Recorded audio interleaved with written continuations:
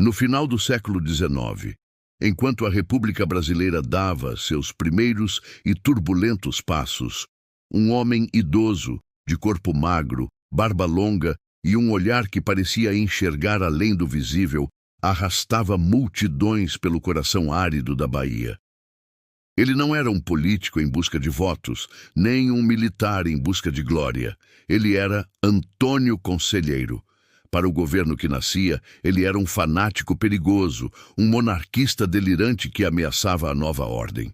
Mas para milhares de sertanejos, ele era um profeta, um santo, talvez o maior líder que já haviam conhecido. A história oficial nos conta sobre a guerra sangrenta que o destruiu. Mas hoje, nós, do Arquivo Enigma, vamos investigar o mistério por trás do homem. Antônio Conselheiro era um gênio incompreendido, um louco, ou um profeta que realmente previu o futuro.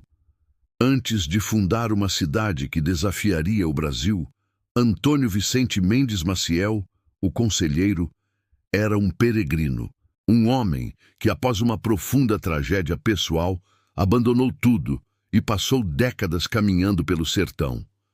Ele não pregava a violência, pelo contrário. Sua mensagem era de fé e ação comunitária. Ele reconstruía igrejas abandonadas, consertava cemitérios esquecidos e, acima de tudo, oferecia conselhos a um povo esquecido. O povo do sertão, abandonado pelo governo central e explorado pelos coronéis locais, viu nele uma figura quase divina. Um homem que não pedia nada para si, apenas ajudava. Seu carisma e sua dedicação o transformaram numa lenda viva, um farol de esperança na escuridão da miséria. Mas em 1889, tudo mudou. Com um golpe militar, o Brasil deixava de ser um império e se tornava uma república. Para Antônio Conselheiro, aquilo não era apenas uma mudança de governo, era o prenúncio do apocalipse. A república, com suas leis civis, como o casamento no cartório e a separação entre igreja e Estado, era, em sua visão, a lei do cão, um sinal do fim dos tempos. Ele começou a pregar abertamente contra o novo regime, queimando os editais com os novos impostos em praça pública. O homem que era visto como um santo passou a ser taxado de subversivo. A admiração deu lugar à perseguição, e o peregrino solitário agora tinha um alvo nas costas. Caçado pelas autoridades, Conselheiro guiou seus milhares de seguidores para uma fazenda abandonada às margens do rio Vaza Barris, no interior da Bahia. O lugar foi batizado de Belo Monte. O resto do Brasil e a história a chamaria de Canudos. E aqui encontramos nosso primeiro grande enigma. Canudos não era um acampamento de fanáticos esperando a guerra. Era uma utopia sertaneja, uma cidade sagrada que floresceu no meio do nada. Em Belo Monte, as regras do mundo exterior não se aplicavam. Não havia dinheiro circulando, não havia a figura opressora dos coronéis. Tudo era dividido. A terra e os rebanhos pertenciam à comunidade. Com um esforço monumental, eles construíram 2 igrejas gigantescas, com torres que, diziam, eram mais altas que as das igrejas de Salvador. Em poucos anos, Canudos explodiu demograficamente, tornando-se a 2ª maior cidade da Bahia, com mais de 25 mil habitantes. Um verdadeiro milagre de organização social e sobrevivência no coração da seca. Mas o que realmente atraía tantas pessoas para aquele lugar isolado?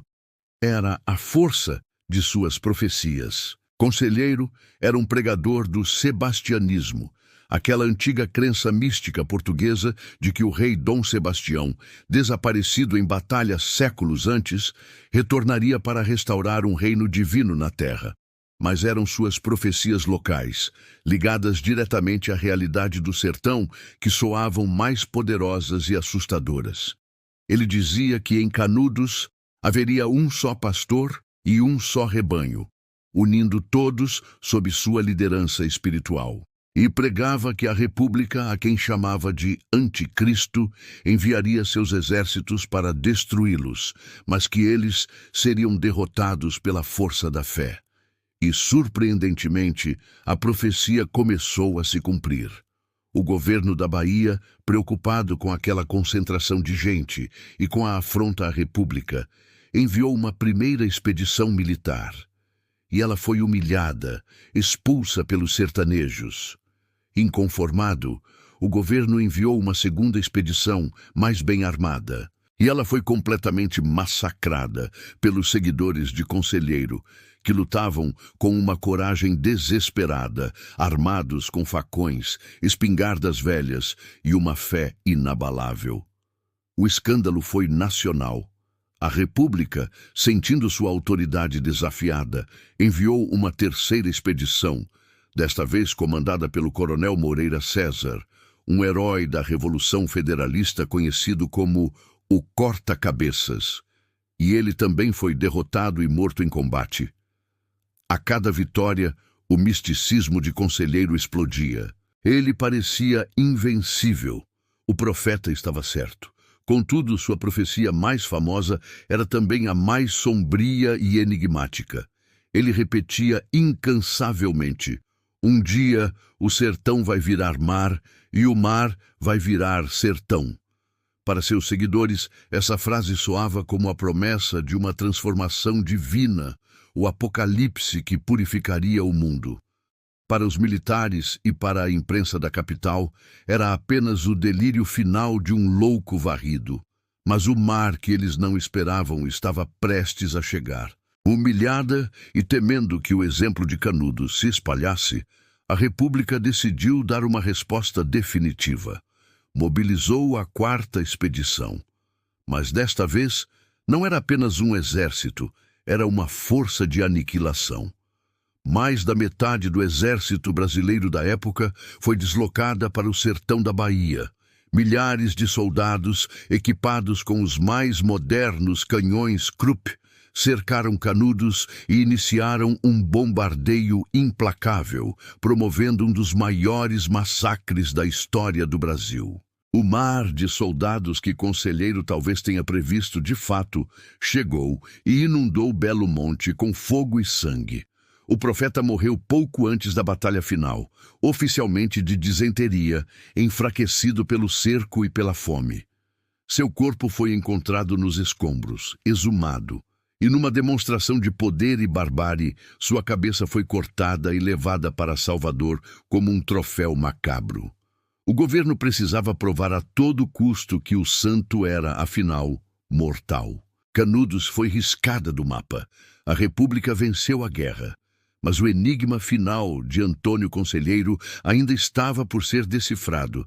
O que aconteceu com sua profecia mais estranha? O sertão vai virar mar. A história parecia ter terminado ali, com a vitória da civilização sobre a barbárie. Mas décadas depois, nos anos 60, o governo brasileiro, numa tentativa de combater as secas cíclicas da região, construiu uma enorme represa exatamente sobre as ruínas de Canudos, o açude de Cocorobó. Hoje, a Belo Monte de Conselheiro, sua cidade sagrada, o palco de sua utopia e de sua tragédia, está completamente submersa. O sertão, literalmente, virou mar. Então, quem foi Antônio Conselheiro? Um louco? Um fanático religioso? Ou um homem que sentiu o abandono e a dor do povo do sertão de forma tão profunda que suas palavras, carregadas de angústia e esperança, acabaram por se tornar realidade? Talvez ele não previsse o futuro com poderes místicos. Talvez ele apenas entendesse como ninguém que no sertão a água e o sangue são as duas faces do mesmo destino trágico. O arquivo de Canudos permanece aberto e, ironicamente, submerso. Obrigado por assistir ao Arquivo Enigma. Com este episódio, fechamos nossa série de investigações sobre os grandes mistérios do Nordeste. Mas o Brasil é imenso e cheio de histórias. Qual enigma, de qual parte do país, você gostaria que a gente investigasse a seguir? Deixe sua sugestão aqui nos comentários, siga nosso canal e ative as notificações para não perder nossas próximas viagens ao desconhecido. Até a próxima!